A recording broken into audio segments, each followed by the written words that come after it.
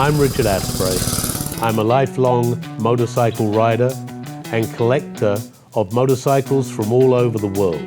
And with my friends, I ride them.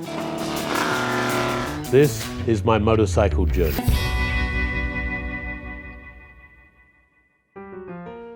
Daniel Peirce is a commercial photographer who shoots for a major US power sports distributor. But the Dan I know can usually be found in his garage at the weekends, working on one or both of his LANDSHARK motorcycles. Don't miss the dramatic cotter penny footage. I'm photographer Daniel Peirce, and this is my motorcycle journey. First bike I ever had was given to me by my brother.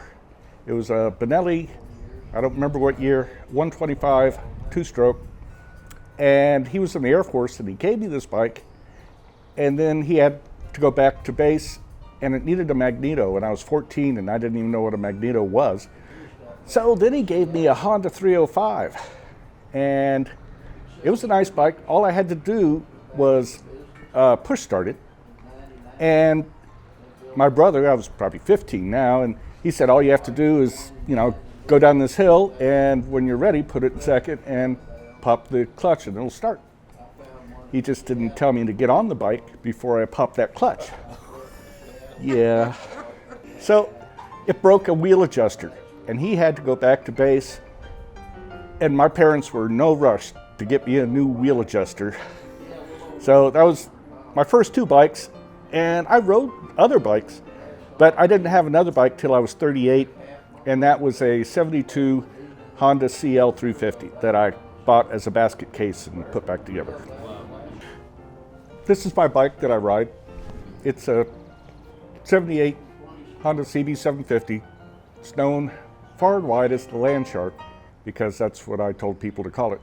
It literally came from Japan. The story is that it was purchased by a sailor in Japan in 1978, and he put it on an aircraft carrier, brought it home to Minnesota, and he worked in a motorcycle warehouse, and one of the salespeople bought it from him, and then he started to work for Tucker Rocky, where I work, and I begged him for it because it was a beautiful bike. It had the black XL paint with the gold and red trim, and I had to have it, so he sold it to me for $600.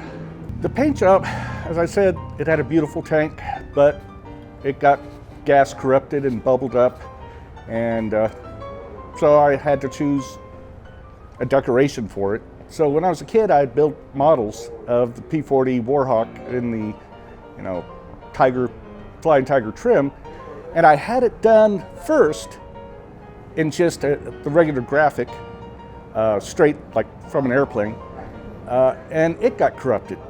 So I gave it to the painter Alton Gillespie, and he took the tank, he sealed it, he cleaned it, and he painted this in a slightly dimensional way, but there's nothing like it anywhere else. I've had it for 20 years. I've rebuilt this engine 3 times. The third time because I rebuilt it 2 times, because I keep breaking things. Because I'm not going to pay a mechanic to do a $1,000 job that I can do myself for $1,500. They say if it's not broke, don't fix it, but I never paid attention to that. I basically wanted to see what was inside, and it had a really noisy primary chain, and I wanted to change that. And you have to take this engine completely out of the frame, out the side to get it out, so it's heavy and it's not fun.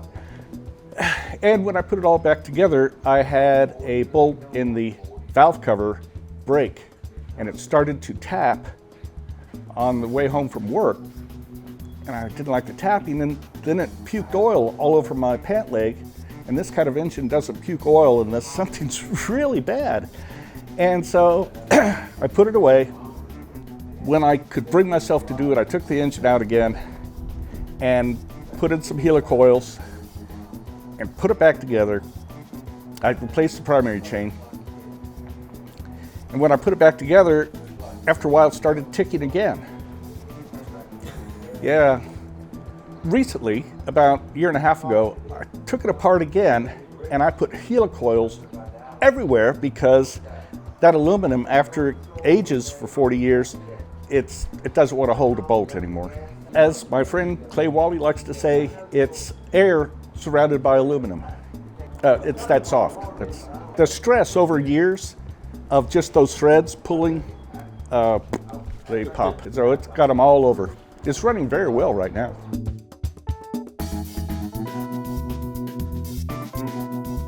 I've shot a lot of bikes. I'm a photographer in the motorcycle industry.